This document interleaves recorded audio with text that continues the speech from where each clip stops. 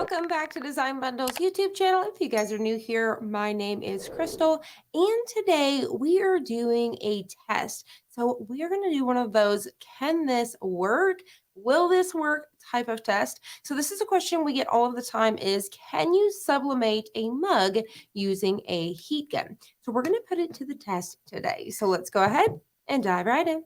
Starting off over here on designbundles.net, this is the file that I'm using today. This is a nice little bundle here. It's for mental health awareness, and I absolutely love the colors.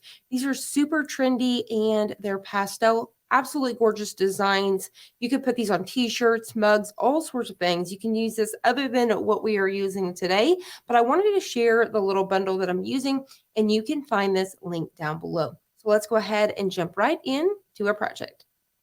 All right, so we're going to put this to the test. It's either going to work or it's not. So let's go ahead and go over the very first thing that we need to talk about when it comes to sublimation.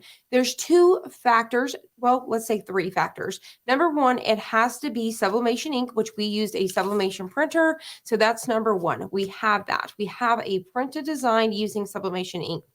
The second one is your heat source needs to be 400 degrees. Sometimes you can get away with, depending on what project or material we are doing, it could be, 385, for example. But whenever it comes to a mug, it needs to be 400 degrees for 5 minutes. So can the heat gun get to 500 degrees?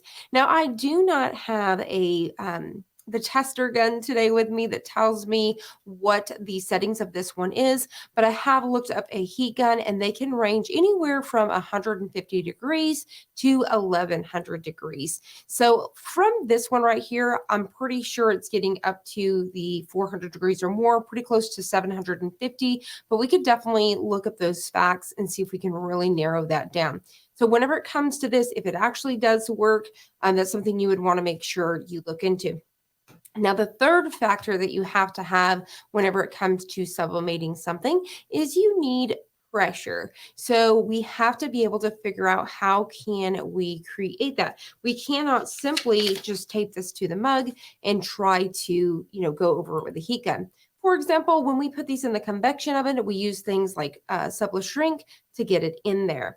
So what I'm thinking of doing today to create that pressure is I am going to use a piece of this parchment paper, because this is like heat resistant, if you will. And so what I'm going to do once we wrap it, I'm going to get a hold of it here at the handle and really pull tight.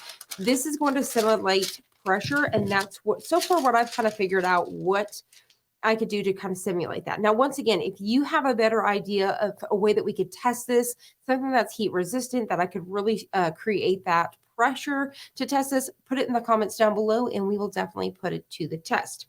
So I've already printed out a few designs here. This is the one that I was showing you guys. The designs are absolutely adorable. The colors are gorgeous, and the sayings are just awesome. So I'm going to actually use this one right here that says, be kind to your mind. We're going to use this one today. So I'm going to go ahead and trim this down. We're going to get all these pieces out of the way.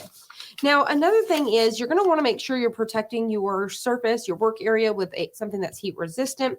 I've got the little Cricut pad here. And then I'm also going to be using a heat glove.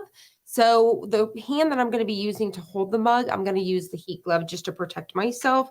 So that's something that I highly recommend. I would not do it without a heat glove. And then we've got some heat resistant tape, etc. So let's go ahead and prep this guy up.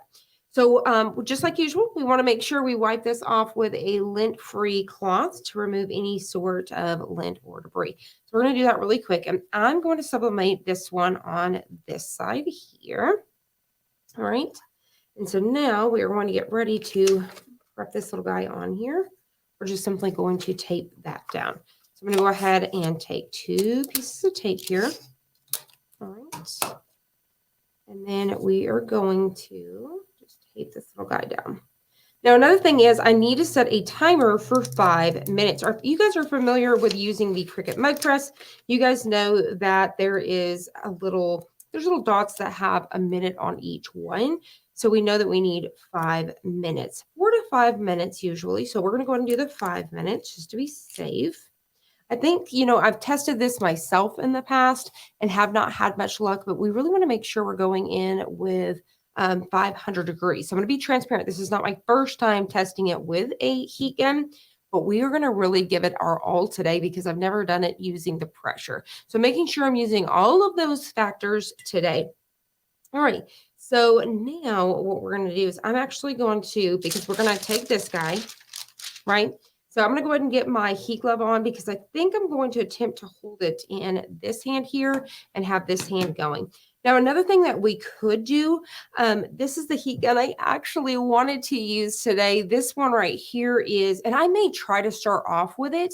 And if it dies, we'll switch it to this one. So I think the heat temperature on these are going to be pretty consistent. This one may be more obviously than this one. So hopefully maybe it will go 5 minutes for us. So let's start with this one. This one's on a battery pack. I'll have both of these linked down below for you. But what's really cool about this one is I can lock it to stay on, so I can set it. And that's what I'm thinking is going to be the easiest for us to make it hand-free. But if not, you would need to, obviously hold it like this. So if you were using this one and you're holding it, we're going to want to make sure that we're keeping that heat very consistent all the way across the board while we're trying this. All right, so we are ready. We are going to go ahead and, like I said, I'm going to have my heat pad underneath me in case I need it. And then we are going to just simply go like this. And I'm just going to create that pressure, like I said. So trying to get this as tight as possible. And I may need to just try to figure out what's going to work best because that's not going to give me a lot of pressure in there. So if I keep it down on my heat pad here, I'm actually pulling from one side to the next. Can you guys see that? So I've created that pressure here. I'm going to attempt it this way. All right. So I'm going to have to actually go back and forth, but I will have it still locked for me. So we're going to put it to the test. Here we go, guys. Make sure this is out of the way. I'm going to go ahead and get a timer going. So you guys bear with me for 2 seconds while we pull that up here. All right. So hopefully you guys can see I have 5 minutes set. So we're going to go ahead and hit start. We're going to set that out of the way, and here we go. So I'm going to go ahead and lock mine in so you can see that here. And it may take a second to heat up. It really doesn't take too long, but I think we're going to be good to go. Because you know how your Cricut heat press needs to preheat? So whenever this ends at the 5 minute mark, I may give myself another minute or so. And my phone, you may lose the screen as you can see there, but it should beep as soon as it's done. So for 5 minutes, we're going to stay super consistent. And I have my heat gun as close as possible without burning, obviously, this paper or, catching this thing on fire. So I'm just keeping nice, consistent heat because wherever we don't heat, it's not going to sublimate or it's going to look lighter than the other. So we're going to see. I'm going to go ahead and put this in fast forward motion and we'll be back at 5 minutes. Okay, guys, we're going to stop for just a second. We have 2 minutes, 32 seconds. I'm going to fire this guy up and we are I'm going to go ahead and unlock this. All right, so I've pushed pause for just a second because we're going to heat this guy up for just a minute because this guy started to die, like I said. And so now I'm going to go ahead and hit resume and we're going to keep on going. Okay, we've got 22 seconds left. I stopped to check. Get that pressure going. I think I've messed up my pressure. We're just going to go back on top like this for a second. We only have 20 seconds anyway. All right. We're going to give it a few more seconds just in between here. All right. Shut it down. There we go. All right. Now, tap that just to kind of see if it feels like it's gotten warm. I believe it's gotten, I think it's pretty dang close. So let's test this out. Moment of truth. I can see, hopefully you guys can see that. I don't think you guys can. You can see a little bit like we normally would see coming through, but I have no hope for this. Here we go. Nothing, absolutely nothing. Actually, I lied. There is the most tiniest over here. Now that was using 2 different heat guns, and this guy feels so hot, super duper hot. So what it is at the end of the day, I could probably test this and this would be 400 degrees. Honestly, it is super duper hot. What the problem is we cannot create that consistent pressure. Now you can say, okay, well, you had to switch two different guns. Even if that was the case, you should have started to see somewhat of the color come through and already had so much of it. So no, this is a huge fail. And like I said, this is a question we get all of the time. Now, we all have been in a pinch. We have tried tons of different things along our crafting career, if you will, lots of life hacks, but this definitely is not one of them. Now, a few tips along the way. If you guys don't own something like a mug press, but you do own a convection oven or an air fryer, you could definitely do it that way. You want to get yourself some Sevla shrink, or there is these mug wraps that I'll link down below that you can put into your oven, your convection oven, or even your air fryer to help give it that pressure.